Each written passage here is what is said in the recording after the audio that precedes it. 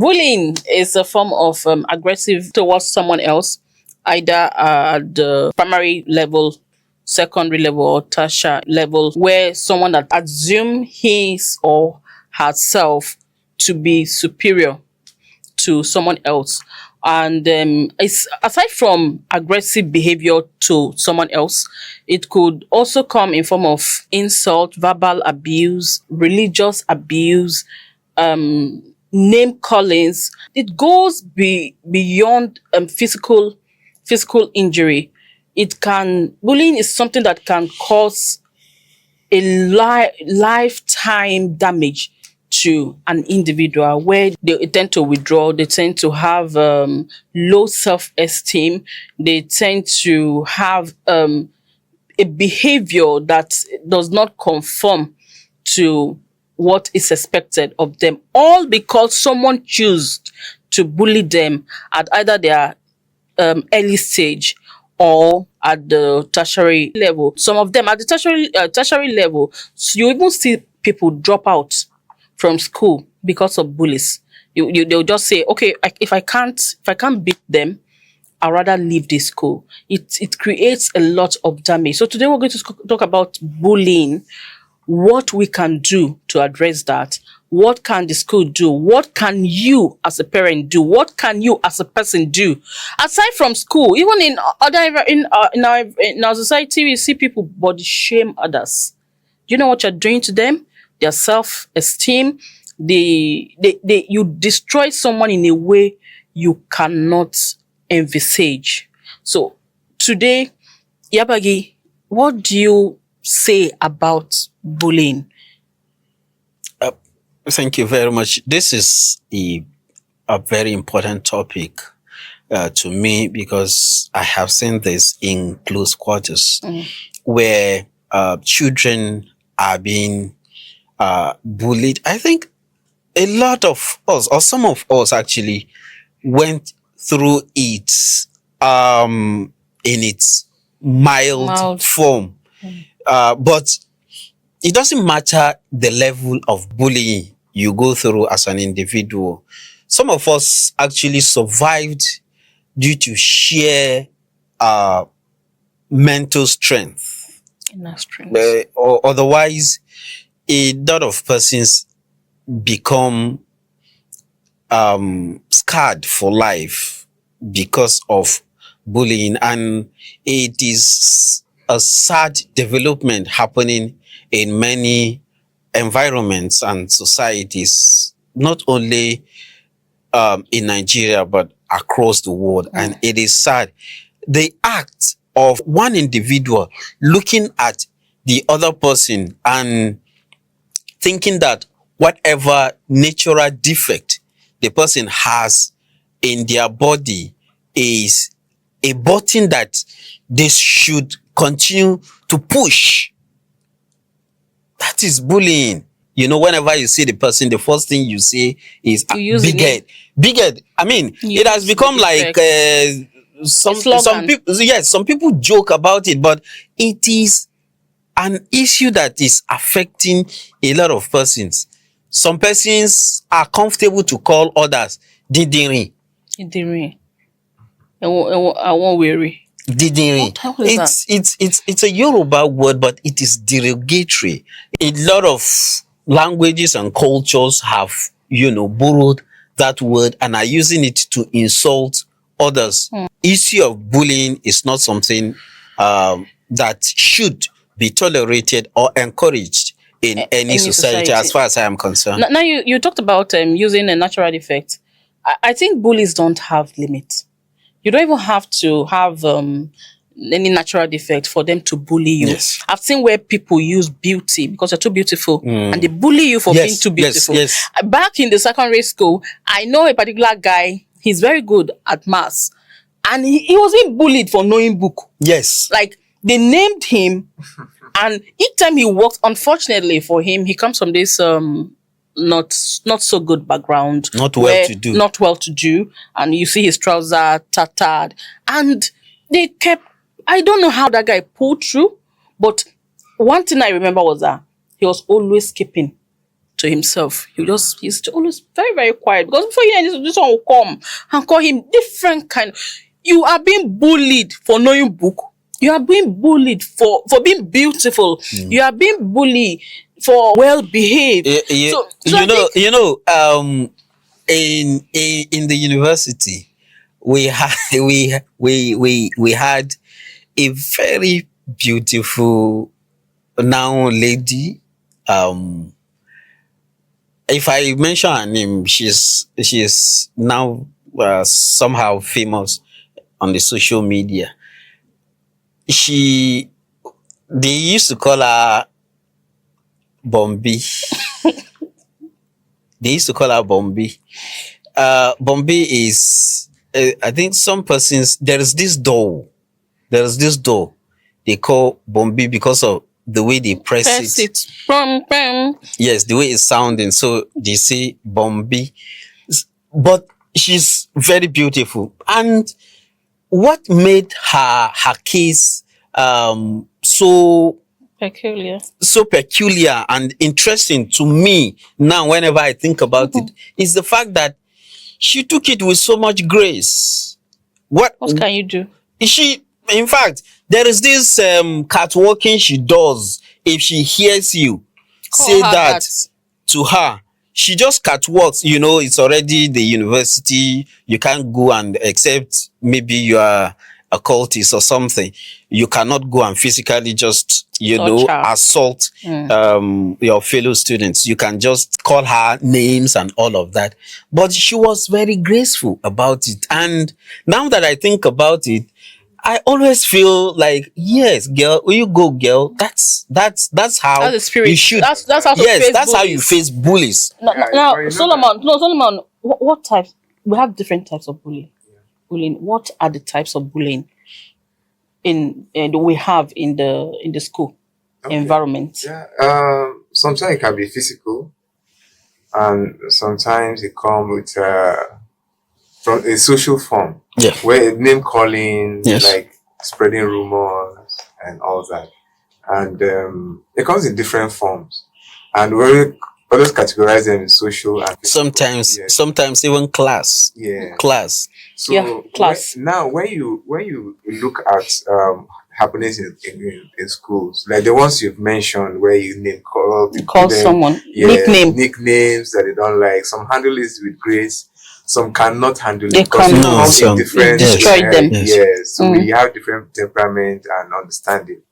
So, and that's why we want to look at it from the aspect of stopping it totally.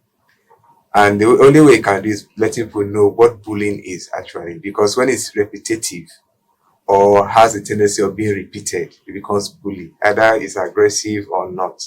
So I think that's the basis where we look at it, and it's difficult to handle if all hands are not on it, because if it happens in school, parents are not there.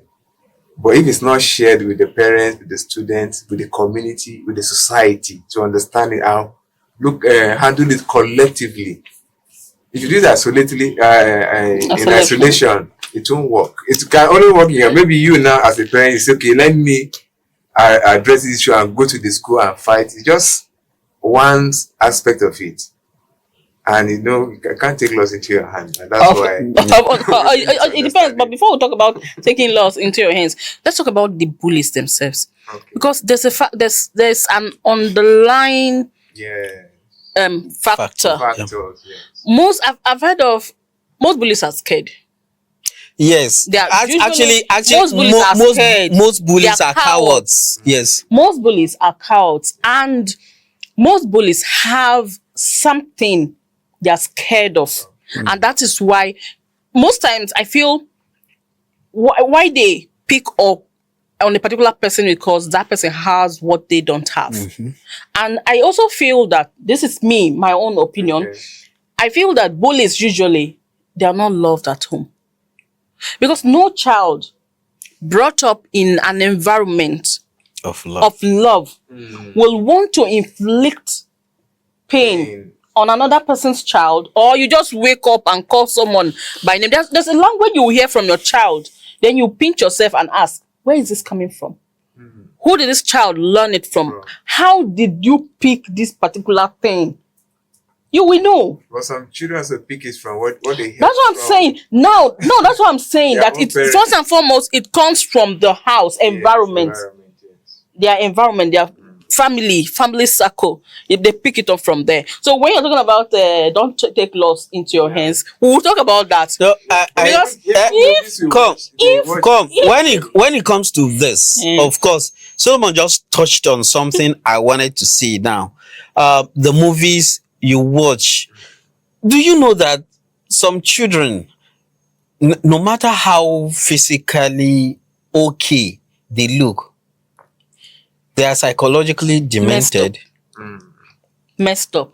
Some, it doesn't matter, especially if you love them too much at home as a parent. They go out and do something else. Some of the bullies, especially at the basic level of education, are not, quite a number of them actually love when it comes to that, what parents show as love, buying your children gift, showering them, oh, you're beautiful, you look good, oh, this, all of this they get from home. But when they see some, as you said earlier, some people that have certain characteristics, certain qualities that they do not have, so that it doesn't become obvious, or this the people with these qualities don't become like too pompous. No, it's not about pomposity now. So that they don't become the center of attraction. Just some of those bullies, it is just seeking for attention and nothing else. They just want to be the center of attention, despite the fact that they do not have any positive content to contribute to that environment where they are. So they use bully as a cover. But some also bully as a way of participation. They may not even be aware somebody is bullying someone else, and they also participate in bullying the victim. You understand? And that's where it now gets out of hand. For example, so someone will now start calling a friend big head. Just like that. Before you know it, 5 other persons will start calling that individual big head. Do you know that even as simple as it looks, mannerisms, a person's mannerism becomes a point or something to use to bully them. Because probably when speaking, there's a particular word you use. Not necessarily stammering. There's a particular word you repeat, a particular line you repeat. For instance, some persons will say, I mean. Use it often. You can preempt them. Yes, you can preempt. So it becomes something they use in bullying them. Some persons do it consciously. A lot of persons do it consciously. A few persons, it's unconscious. But I think there is need for everybody to know that it is not necessary that you use whatever kind of defect you observe in a person and begin to use it to call the person. If a child in a child that's in a disabled community, it's very, very painful because the child already have a pain. And you're adding. And you're not adding another. You're adding. Someone is stammering, they think it's funny. You know? So that's one of the things and for us to address this thing properly in schools, there's a need for policies. Anti-bully policy. Where you have a holistic approach to it. I know when I was growing up in primary school, we used to have these counselors in school, even in secondary school. Yes, of course. You understand? Because when some of this issue come up, you may not be able to open up to your teacher. But these are safe spaces that you can talk to someone that this is what I'm going through. And before you know, there's a way they handle it. We have PTAs where teachers, parents meet and exchange ideas on how to handle it. Now we have kids, we have children that for people that are being bullied, Yes. what do you think they can do? Because we have children that they never talk. They'll just take it in, and you see that your child your child withdraws a lot. A lot, yeah. Her Anxiety, self-esteem is going down. depression. Okay, if a child keeps telling you, "I don't want to go to school. I don't want to go to school," then most parents will not want to push further to ask why. And if you don't ask why or bring up conversations that can make these kids to open up, they will bottle it up like that. Then they will lose concentration in school. Your child can be going to school and immediately he or she steps into the school environment, becomes scared.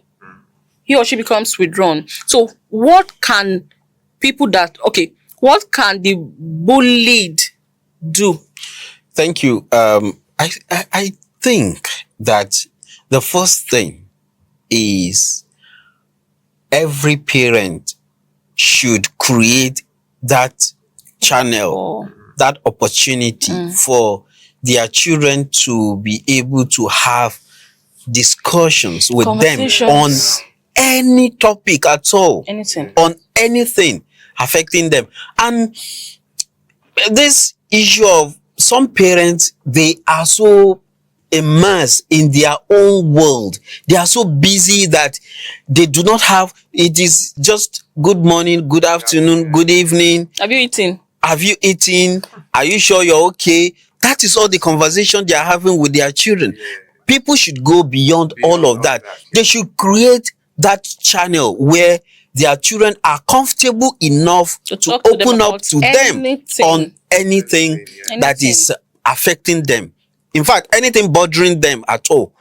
In fact, things that are not bothering them, things that are their desires, their needs, they should be able to discuss with them. And they should always remind them, especially if they are going to schools, remind them, if it is not on a daily basis, every 2 days, at least have the time to remind your child that, know that I'm always here for you.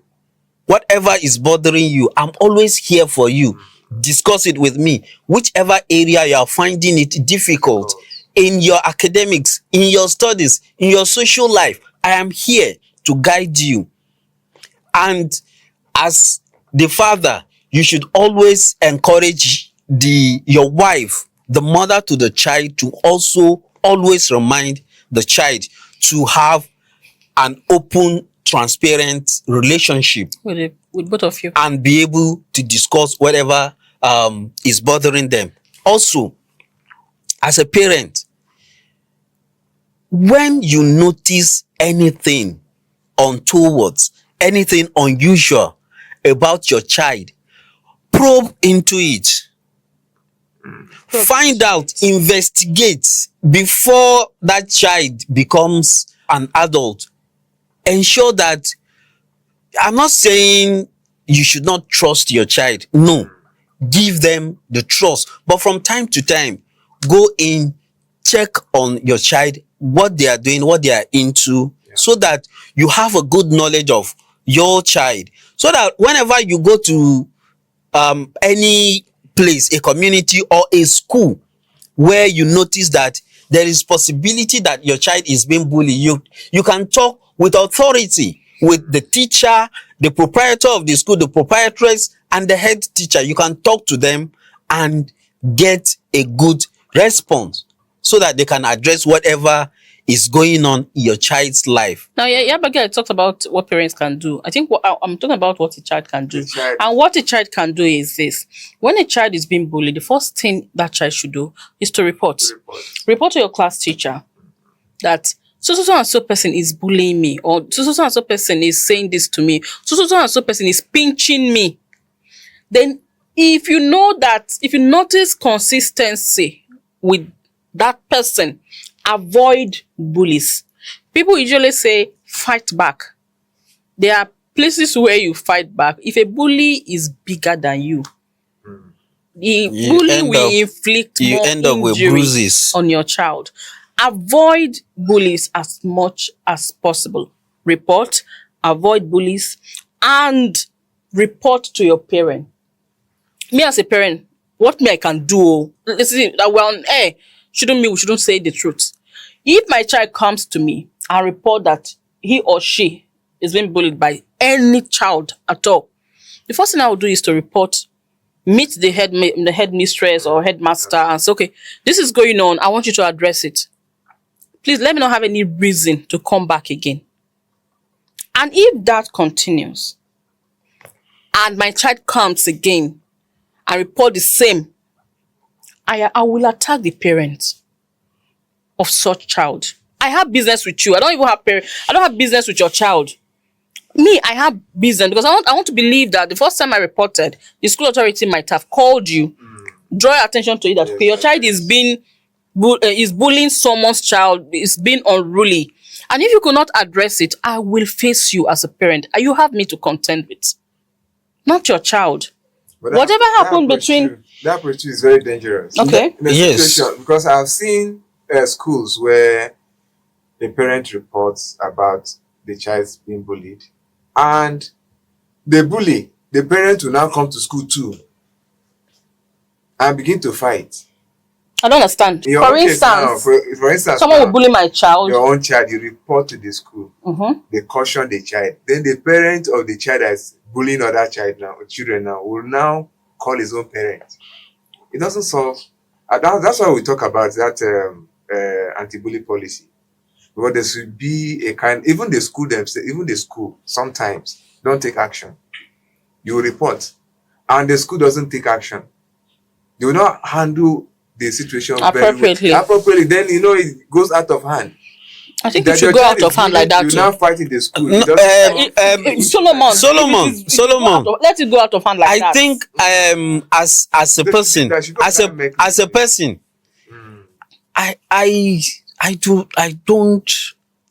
I'm not sure I want to even have the patience. God should not give me the patience so God should not give me. No, I don't want it. Where somebody will be bullying my child and I report to the teachers, they don't do anything. I report to the authorities in the school, they do not do anything. And as a person, since I cannot hit a child, may I not see the parents? I am saying it will work. Oh, see, you didn't treat your child. If it will take me, of course, the first thing I'll have conversation with them. As a civil person, I'll have conversation with them. But I am not sure it will still solve it. If it will take me paying some persons to go and physically assault the parents, I'll do it so that it will stop. Yeah, they say the only language a bully understands is bully. The only language a bully understands is bully. I cannot go to school and start attacking someone's child. No, it's you. A lot needs to be done, because now what we see is that even parents who other children will be complaining of their own child, instead of doing the needful, will still come back to school. That's what baffles me. You come to school to attack a teacher that is trying to correct your child.